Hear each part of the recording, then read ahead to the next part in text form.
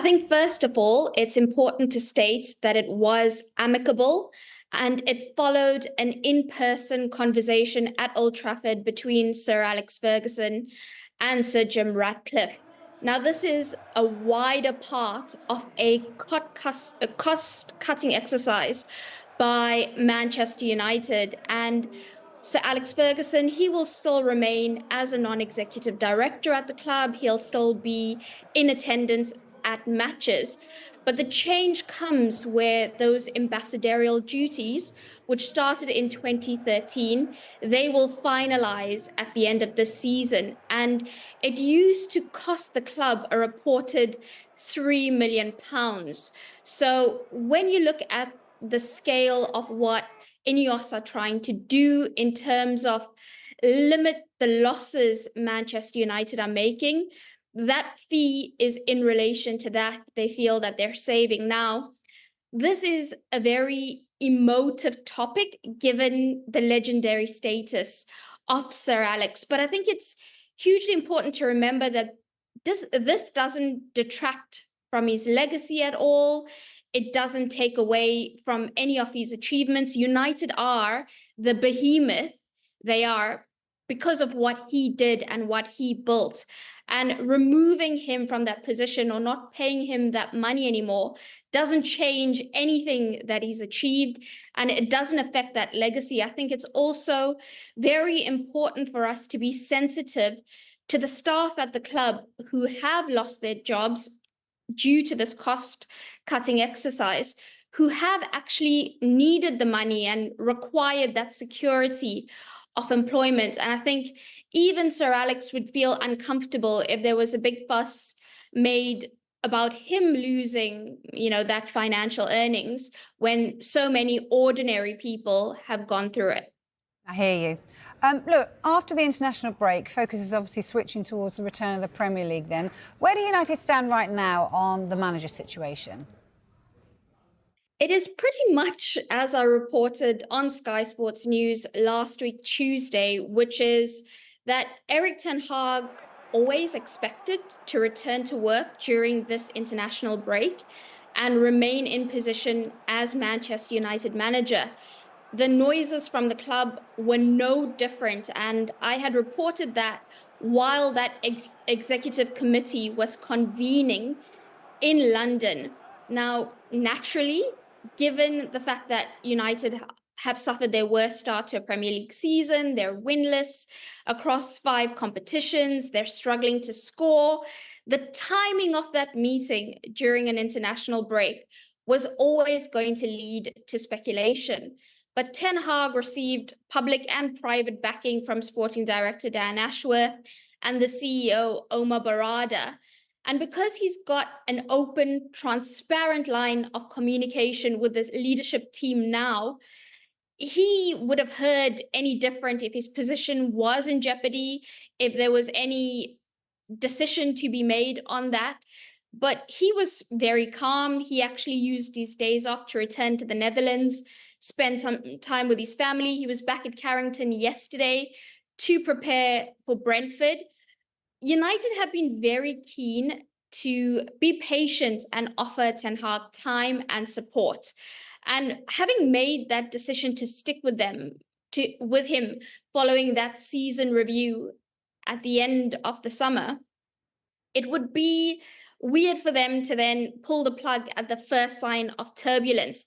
It's still so early in the season. There's not many viable options out there, and they have wanted to stick by him for as long as possible. Now, part of the stuff I referenced last Tuesday is that they've looked at the underlying numbers and they've seen the biggest problem for United is in front of goal.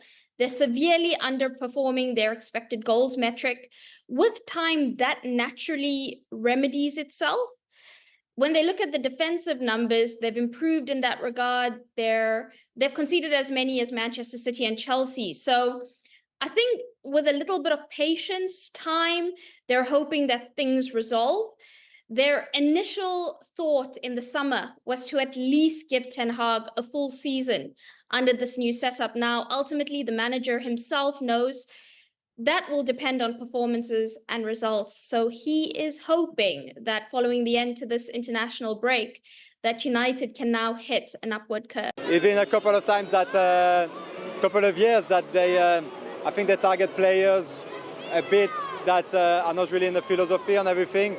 You expect more from Manchester in terms of the way they play, of the way they are, especially with the players they're having, because they have a lot of quality.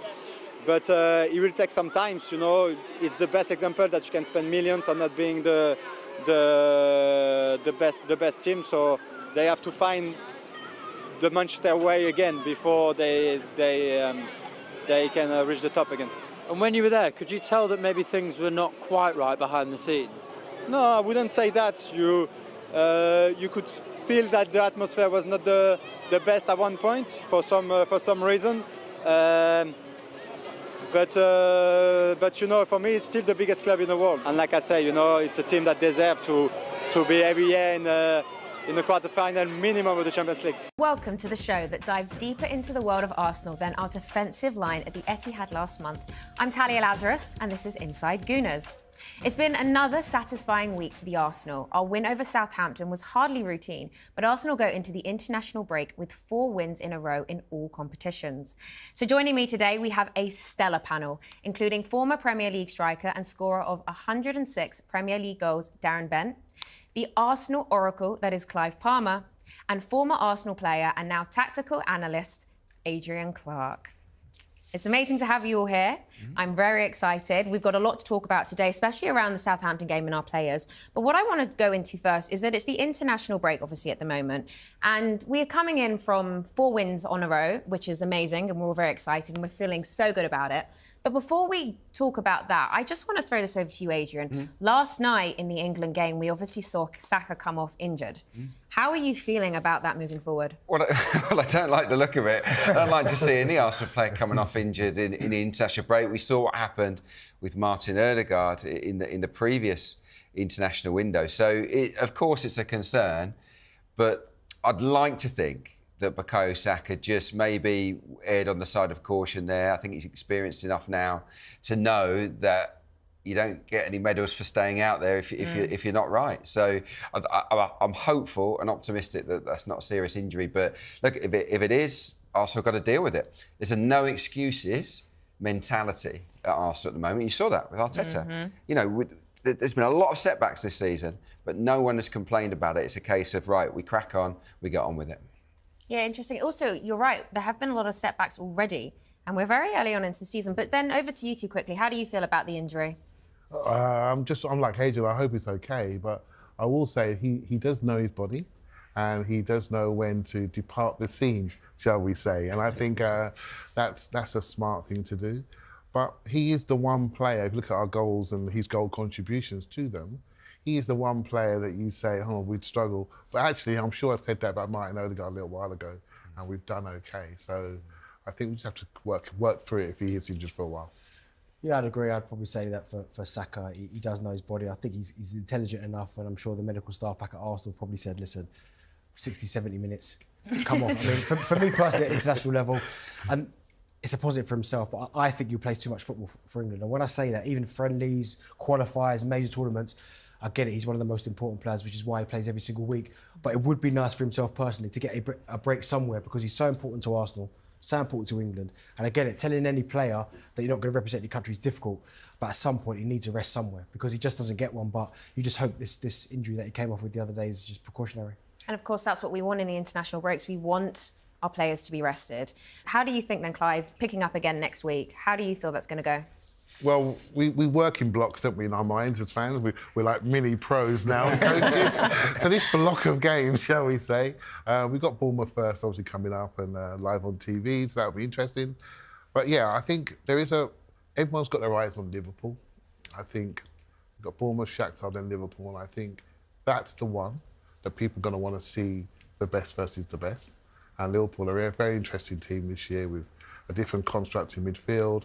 It's so interesting to see how they are and their new build-up, etc. So, although we got 2 games before that, my eyes were already on Liverpool, and I can't wait for it.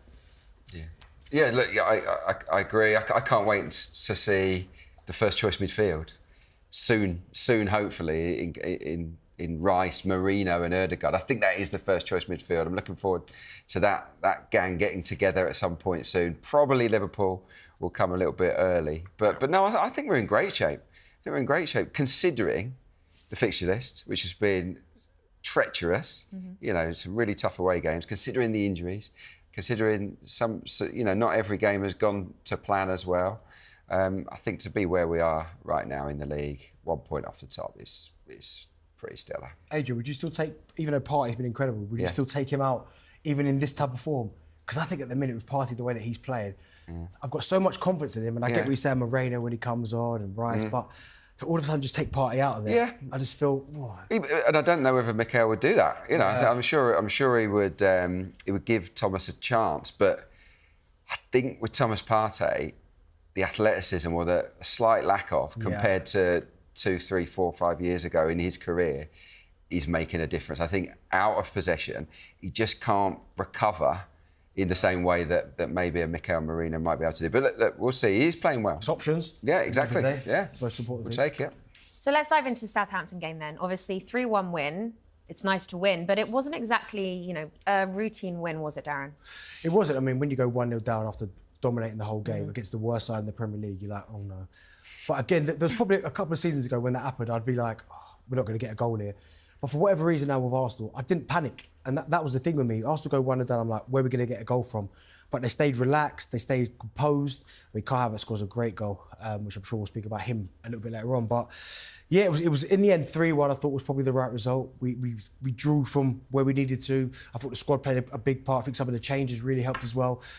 But as I said, you're going to get scares like this. And Southampton are one of those teams, and for whatever reason, Southampton always seem to give Arsenal problems. However much better we are than them, they always give us problems. Going back to the 3-3, where we're going for the title. But the fact they reacted so quickly, no one panicked, I think was such a big kind of statement towards Premier League wins, because I expect City to win their games. I expect Liverpool to win their games, but there will be bumps in the road. They're going to play games where, like Fulham gave Manchester City a torrid time, and if it wasn't for Adama Traore's finishing, they'd probably get a point out of that game. So there will be bumps in the road, but the fact that Arsenal managed to overcome that and win the game, I think was a massive positive. Yeah, I thought the game was really interesting. Once they scored, we saw a real power surge towards the end of the game. You could feel that coming. But I have to say, this team is quite smart on recognising what games on offer for them, and they made sure they fed the people that were important. I mean, Saka got a lot of passes and a lot of touches in this game, and Kai Havertz stepped up when he needed to, and there were people really stepping out of their shadows almost of Martin Ødegaard and saying, okay, we've got this. And the pace of everything went quicker. The pace of pass, the quickness of restarts, everything was quicker.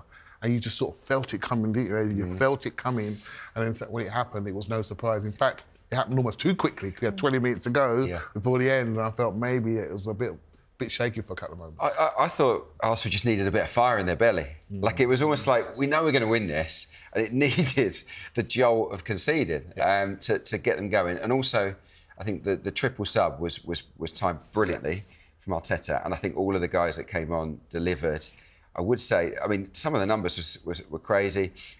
During that time on the pitch, Trossard sort of made as many runs into the box that Jesus had in the entirety of his time on the pitch. Yeah. Martinelli ended the game with the second highest number of sprints of all the players. Wow. He was only on for 39 minutes. They really did inject like a fresh energy, and I think that was the key to the victory. And yeah, it was. And I agree with Clive on feeding the main men, and the main men are absolutely Saka and Havertz. I mean, head and shoulders, numbers wise, and with the eye test, they're the star guys at the minute. That's a really good point, because Thomas Partey's sitting behind them, isn't he, in this game? And he's not an up and down right back.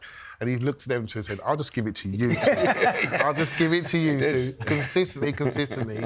And he's walked off, he got off the pitch a little bit early, and he thank you very much, taking 3 points. And, he simplified it. He didn't try and overdo it, did he, Thomas Partey? He literally just went, have it. And I think that's a sign of a mature player, actually. You almost force-feed them, didn't you? Just keep giving the best players the ball. Just keep going again. I know you're going to get tired, but we need you. Just keep giving it. But as Adrian was saying there, he's 100% right. I do think top teams at time get a little bit complacent in certain games because they know they're better than the opposition, but you just need something to just wake you up a little bit to go, OK, hold a second here. We're in it. And I think Arsenal now are turning into one of those teams that they at times maybe know how good they are, that they need someone to kind of give them that rocket to go, right, hold on, there's a danger you might lose it. And then they all up it 10%, and then you can't live with them.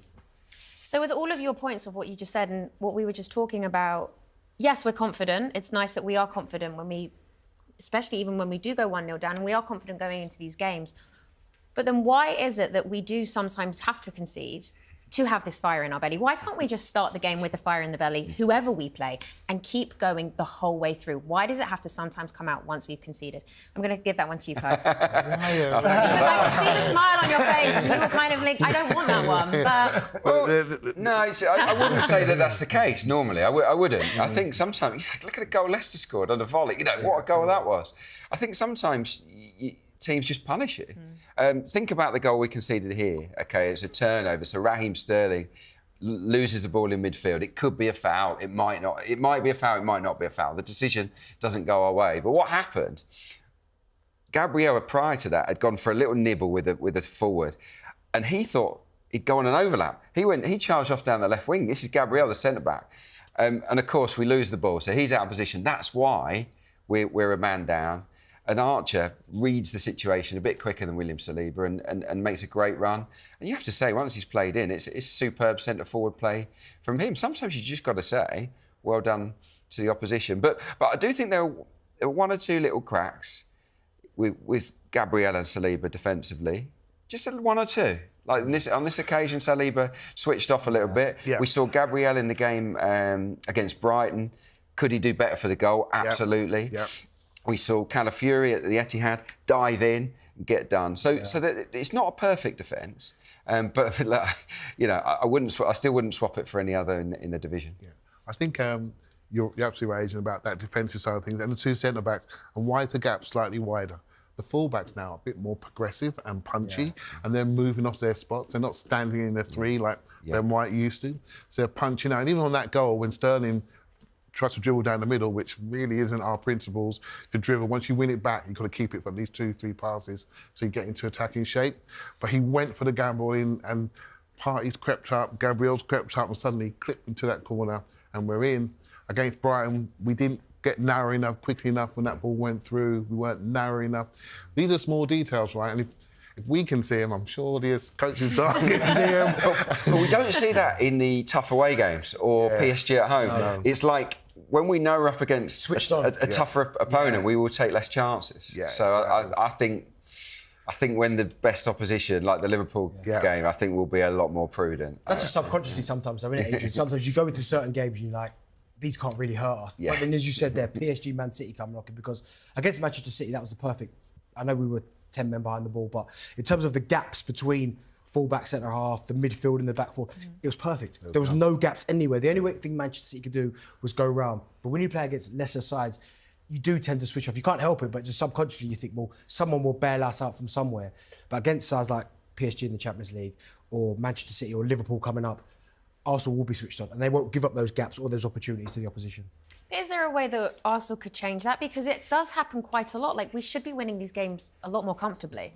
It's happened to Manchester City before. I mean, we regard Manchester City as the best team on the planet. And they switch off. I mean, Fulham calls them no end of problems. There's gaps between the full-backs. I know Jimenez for the first goal is great with a little flick over Akanji's head and it's a good finish. But they themselves switch off as well. And then all of a sudden they have to kind of click back into and go, right, let's defensively be more sound.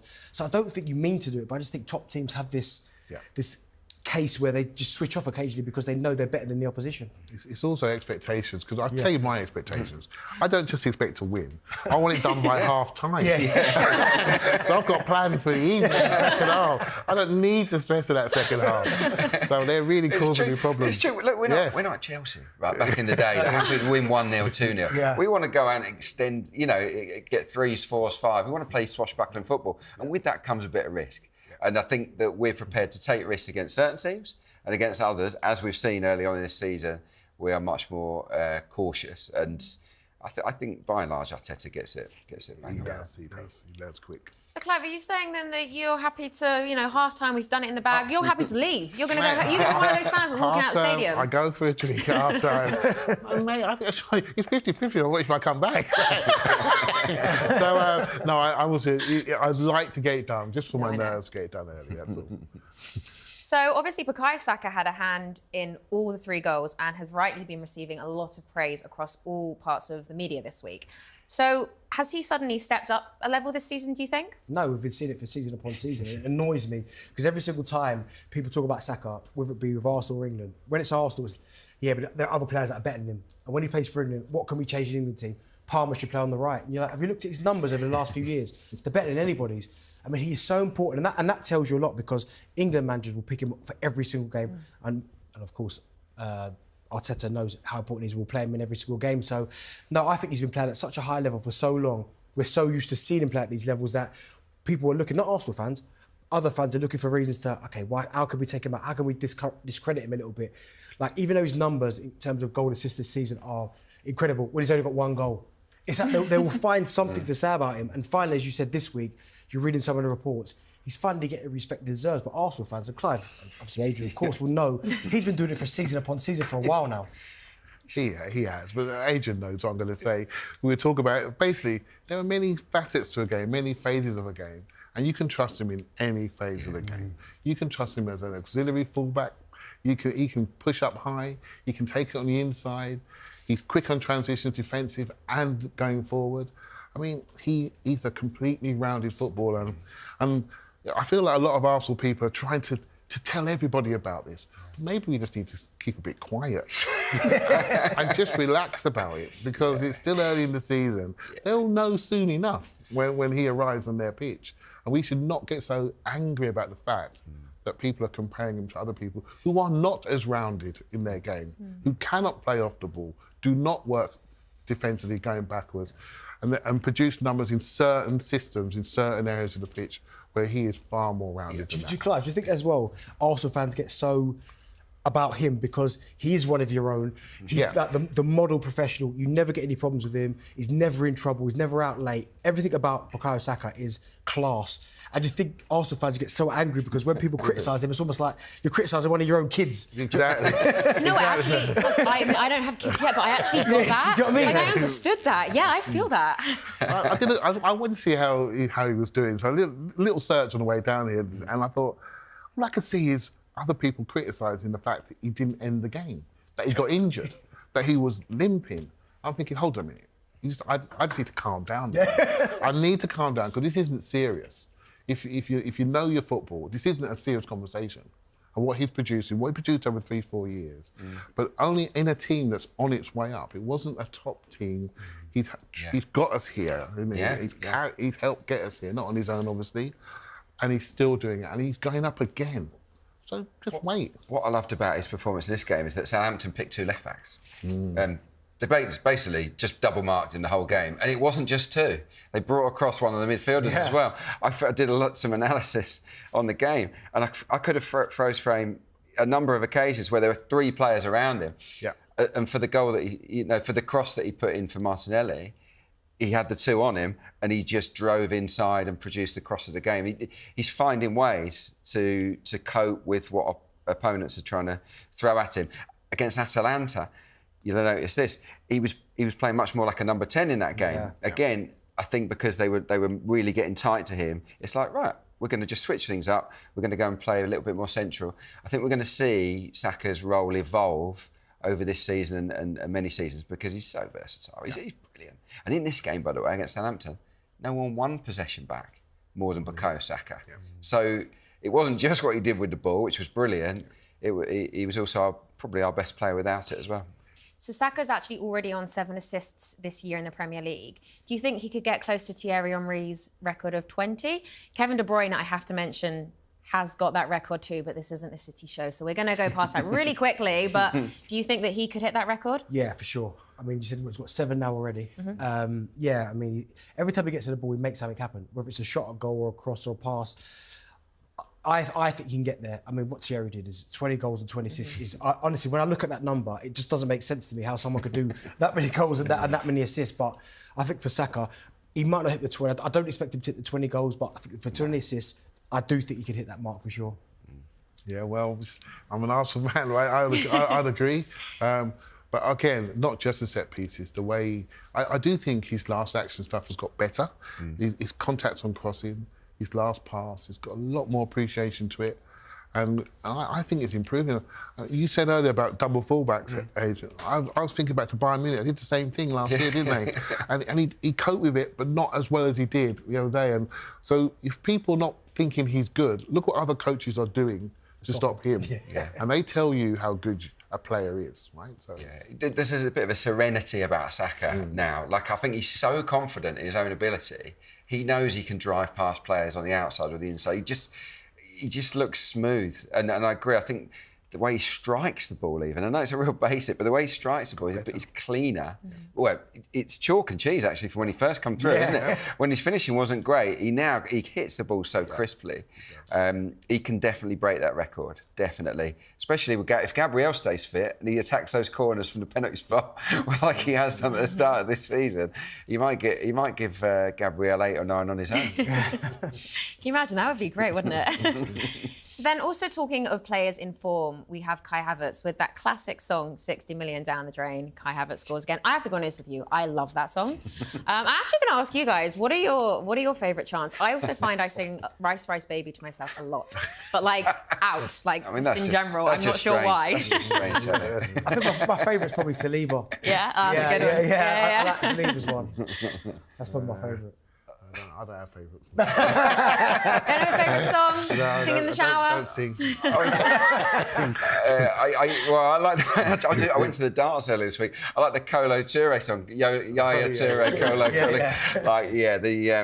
I always have a lot of fun doing that one. But the mess around with the kids doing that. But no, they're good songs. I like the Waka Waka one. Goes down well in our household, I have to say. And look, we're kind of singing it a lot at the moment because. He's a guy that's definitely... We talked about Saka improving his finishing.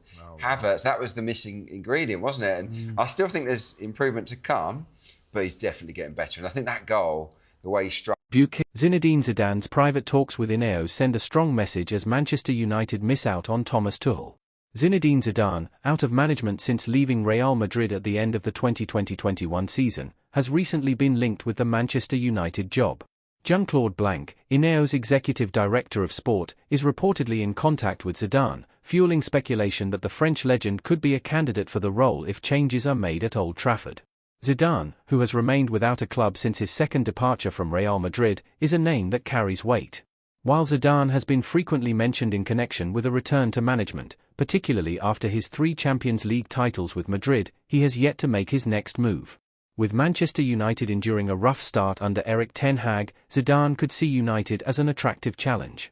According to reports from The Independent via The Mirror, Ineos greatly respects Zidane's accomplishments both as a player and a manager and aims to keep communication open in case of a managerial shake-up at the club. For now, it appears United will continue to back Ten Hag despite their worst Premier League start in years. However, the recent appointment of Thomas Tuchel as England's new head coach may add pressure, given that United once had an opportunity to pursue the German tactician. A 7-hour meeting in London, involving United's top decision-makers, resulted in no drastic changes. Despite a summer review and significant transfer market investments, Ten Hag has yet to turn things around. One key factor that influenced the decision to support Ten Hag was the limited availability of elite-level managers. Zidane's name has also been linked to the French national team job, but Didier Deschamps has held on to that position despite France's recent disappointments on the international stage. Communication may be a hurdle for Zidane if he were to take on a Premier League role, as he has openly acknowledged his limited command of English. However, he is clear about his ambitions. If I return to a club, it's to win. I say that with all modesty. That's why I can't just go anywhere, Zidane stated in 2022. As Manchester United navigates a critical period, Zidane's willingness to wait for the right opportunity sends a clear signal. He won't settle for anything less than a club where he can compete at the highest level. If the managerial situation at Old Trafford shifts, Zidane's name will undoubtedly be in the conversation.